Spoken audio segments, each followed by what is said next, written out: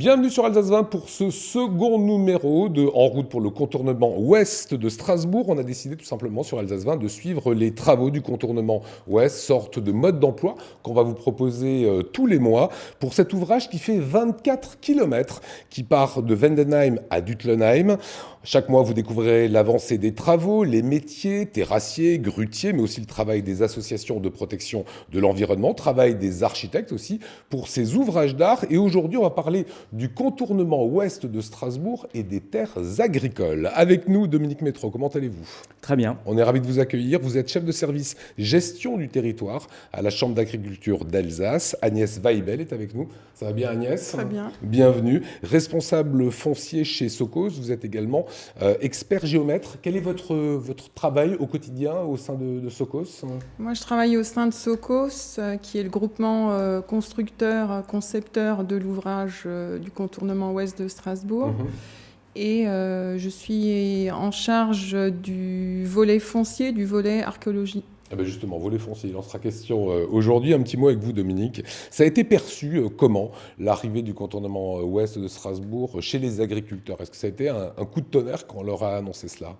Non, c'est pas un coup de tonnerre parce qu'en fait, le GCO qui s'appelait GCO au départ, qui s'appelle COS maintenant, c'est une vieille histoire. Je dirais plutôt que c'est un serpent de mer et qu'aujourd'hui, voilà, il est ressorti, il est là. Donc, c'est pas un coup de tonnerre, mais bien sûr, pour les agriculteurs, c'est un impact très lourd. Il y a plus de 250 agriculteurs qui sont concernés, 300 hectares d'emprise. Donc, pour les agriculteurs, c'est un vrai souci économique. Voilà, justement, c'est ce qu'on va expliquer aujourd'hui. On parlera de remembrement, on parlera de compensation aussi, comment ça se passe concrètement avec les agriculteurs. Agnès Weibel, comment est-ce que vous allez évaluer vos besoins au sein de Socos ? Il y a déjà un projet de la trace autoroutière qui a été fait au moment de l'offre. Nous, on a adapté en fonction des différentes concertations qu'il y a eu en commune. On essayait d'optimiser au mieux ce projet. Et moi, ma fonction, ça a été de l'appliquer sur le fond de plan cadastral, de façon à définir les emprises et déterminer les parcelles dont on avait besoin. Voilà, c'est le tracé qui va être mis en place et c'est toute l'emprise qui va prendre. Et qu'est-ce qu'on fait aussi des terres qui sont à côté ? C'est ça. C'est ce que vous allez nous expliquer. La première phase, on vous l'a dit, elle a été lancée. Le mois dernier, vous avez pu découvrir sur Alsace 20 le travail des archéologues, le travail de l'INRAP. Je vous propose aujourd'hui une rencontre avec Géophite. Alors Géophite, c'est un cabinet de géomètres et d'expertise foncière. Il rencontre tous les agriculteurs en allant sur le site. Ils font signer l'autorisation d'aller sur le terrain parce qu'il faut bien que vous puissiez, vous autres, travailler sur le terrain. Reportage de Mathieu Chanvillard. Sur le terrain, c'est parti. Les premiers signes d'activité sont désormais visibles sur le futur tracé. Derrière nous, on peut constater qu'il y a des fouilles archéologiques qui sont en cours ainsi que des diagnostics géotechniques. Ces deux études qui sont nécessaires au projet sont faites en amont pour justement à la fois pouvoir voir la qualité des sols, donc ça c'est vraiment pour les études géotechniques. Et les diagnostics archéologiques, quant à eux, sont nécessaires pour voir s'il n'y a pas de vestiges archéologiques qui pourraient se retrouver sous le futur projet.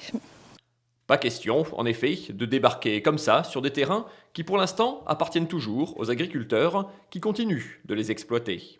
Toute intervention doit donc être autorisée par l'exploitant, d'où l'importance du travail d'information fait en amont. Ce sont des procédures qui sont relativement ponctuelles, mais comme on ne sait pas exactement à quelle date les interventions vont se faire, c'est une autorisation qui est donnée à peu près pour une période allant de 12 à 18 mois, permettant ainsi justement de pouvoir intervenir à l'avancement du chantier et des conditions météorologiques. Dominique Métro, on vient de voir Géophite. Chaque parcelle concernée, il faut forcément aller rencontrer l'agriculteur. Oui, c'est important effectivement de rencontrer les agriculteurs parce que en fait, un projet comme ça, les agriculteurs doivent être au courant de tout ce qui va se réaliser sur les parcelles. Donc nous sommes tout à fait favorables à cette stratégie de contact, de réunion d'information pour expliquer ce qui va se faire, quand ça va se faire et comment ça va se faire. Est-ce que la démarche d'adhésion, elle a été difficile pour les agriculteurs ? Nous, on ne parle pas de démarche d'adhésion des agriculteurs, puisque, en fait, surtout, ce qui nous importe, c'est que l'impact du projet soit correctement traité et qu'on puisse discuter avec Socos-Arcos la mise en place de mesures de compensation efficaces. Voilà. Et ça a été notre objectif. Alors, un petit mot sur le remembrement, puisque des bouts de terre vont être forcément pris par ce contournement ouest de Strasbourg, et il faut qu'il y ait une compensation pour l'agriculteur. Qu'est-ce qu'on appelle remembrement ?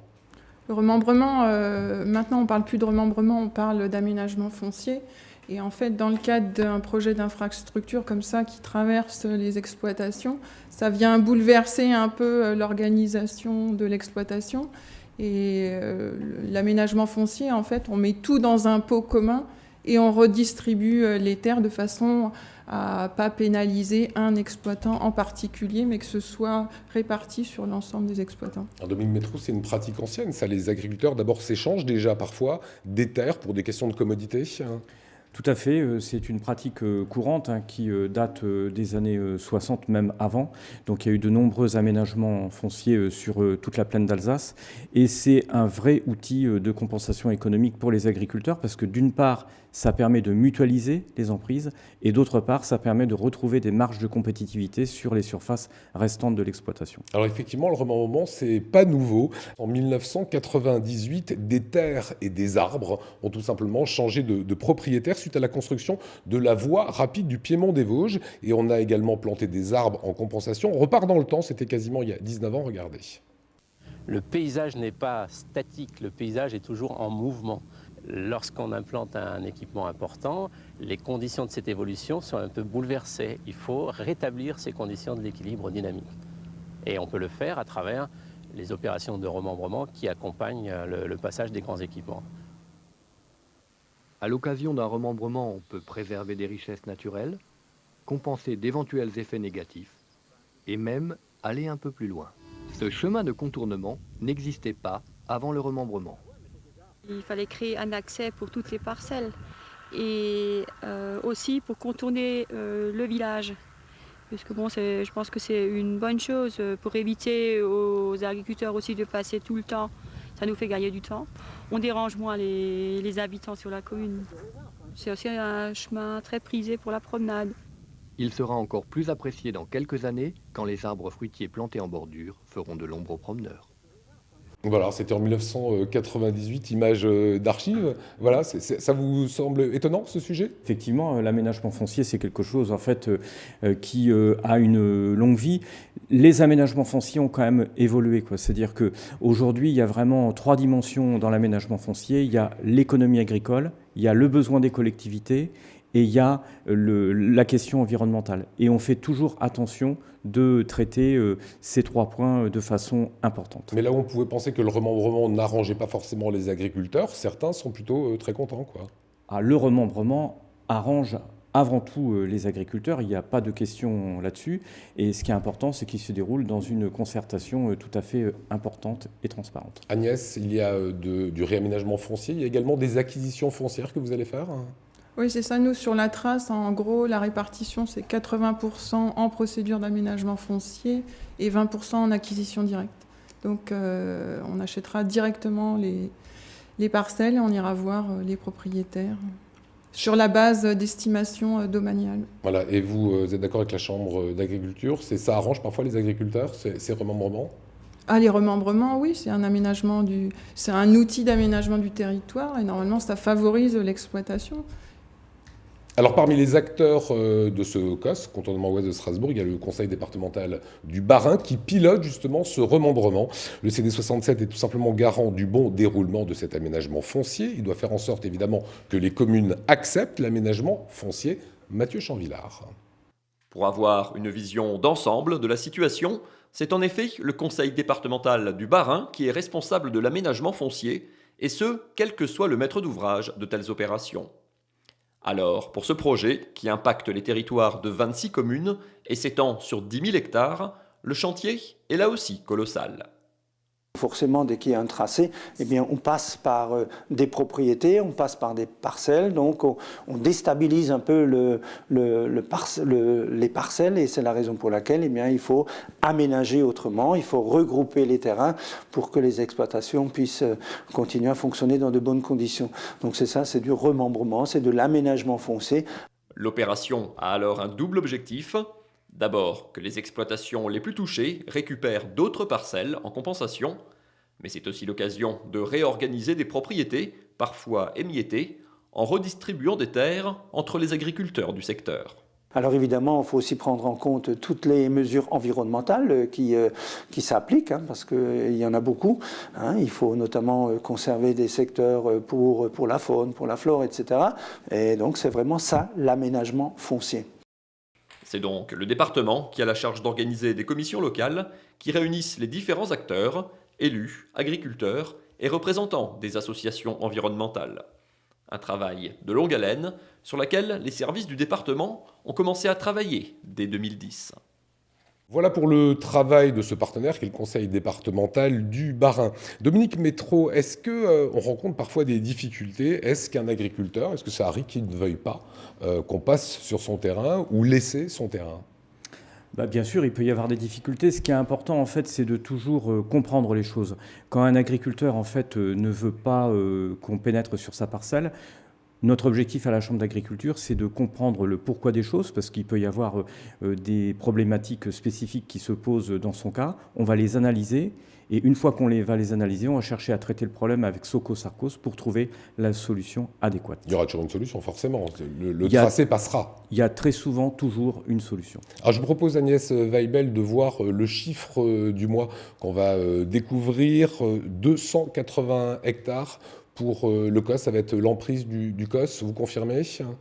Après, il faut être un peu prudent quand on parle de surface, parce que c'est une surface qui était déterminée au jour d'aujourd'hui, mais à quelques réserves et ajustements près. Et 10 000 hectares d'aménagement foncier.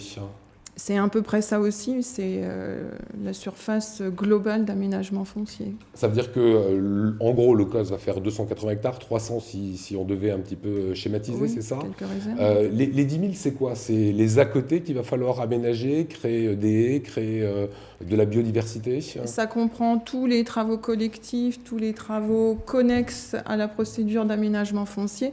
Mais en fait, l'objectif, c'est d'étendre au maximum le périmètre d'aménagement foncier de façon à diminuer le prélèvement des parcelles sous l'emprise autoroutière. Aujourd'hui, chaque mètre carré compte. On est très vigilant sur l'empreinte écologique concernant cet aménagement foncier. C'est vrai qu'à une époque, enfin quelques années en arrière, on faisait moins attention dans le cadre des constructions d'ouvrages autoroutiers aux emprises et aux prélèvements fonciers. Maintenant, on est assez vigilant là-dessus, notamment en matière d'environnement. On essaie de limiter au maximum l'impact et nous, on essaie de pallier au mieux à nos besoins d'ouvrages autoroutiers. Et dernier point, aucun agriculteur, dites-moi si ce chiffre est juste, ne peut perdre plus de 5% de sa surface. Tout à fait. Effectivement, le principe de l'aménagement foncier mutualisé, c'est que le maximum de pertes pour un agriculteur est de 5%. Là, on n'y sera pas, on sera en dessous. Agnès, on sera en dessous ? On sera en dessous, 5%, c'est le réglementaire, donc le conseil départemental sera vigilant à ne pas dépasser ce seuil, j'imagine. Voilà. Merci pour ces explications, Agnès Weibel. Merci Dominique Métraud de la Chambre d'agriculture. Voilà pour ce second numéro d'En route pour le contournement ouest de Strasbourg. On se retrouve le mois prochain pour d'autres informations.